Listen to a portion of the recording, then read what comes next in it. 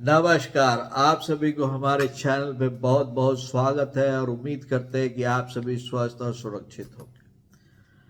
आज मैं फिर से बात करने के लिए आ गया हूँ कि ये जो इंडिया अलायंस है हमारे और हमारे जो एनडीए हैं, इनके बीच में जो युद्ध हो रहा है आज के दिन में राजनीति का, उसका ना कोई और पता चल रहा है ना कहीं छोर पता चल रहा है।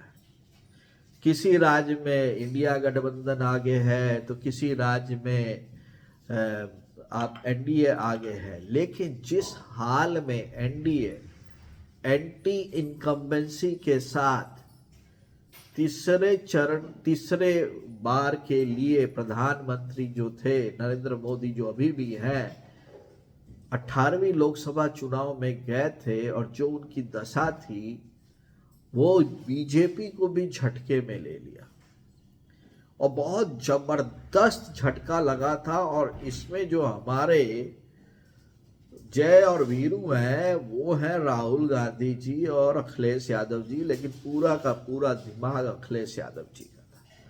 तो आखिर ऐसा क्या हो गया, आखिर क्या किया इन्होंने कि इन्होंने ब्रांड मोदी को मजबूत बना दिया। फिर से ब्रांड मोदी खुद को मजबूत नहीं बनाए, एनडीए ने खुद को मजबूत नहीं बनाया है, क्योंकि कोई उन्होंने पहाड़ नहीं तोड़ा है काम के मामले में। बनिस्पत की हर मामले में तीसरे जो टर्म में नरेंद्र मोदी का जो प्रदर्शन है पहले और दूसरे टर्म से कमजोर है।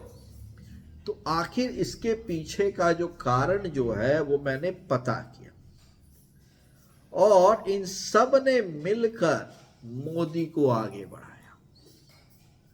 आप किसी के भी मुंह में सुन लीजिए, जितने भी इंडिया अलायंस के नेता हैं उनको वो सिर्फ मोदी, अमित शाह, अडानी और रिलायंस को गाली देते हैं।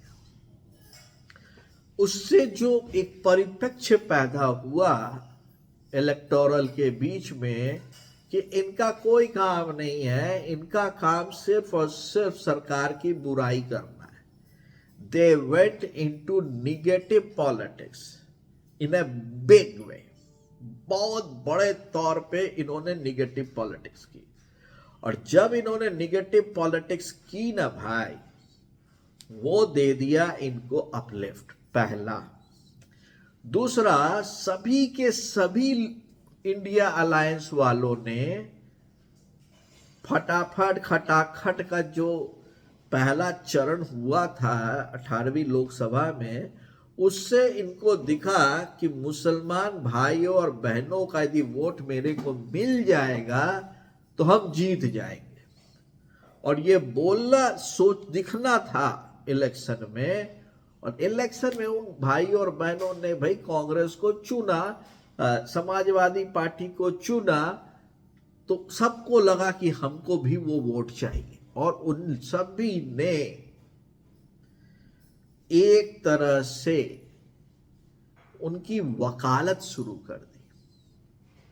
और वहां पे एक परसेप्शन बना कि भाई मेरे को तो कोई पूछ ही नहीं रहा है, और वहां बीजेपी खेल गए, अच्छा हम पूछते हैं, चलिए।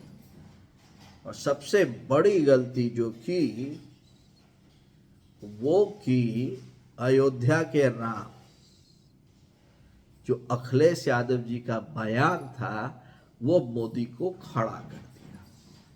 और यही कारण है कि जीता हुआ हरियाणा हार गए, जीता हुआ आपका उत्तर प्रदेश हार गए, जीता हुआ महाराष्ट्र हार गए।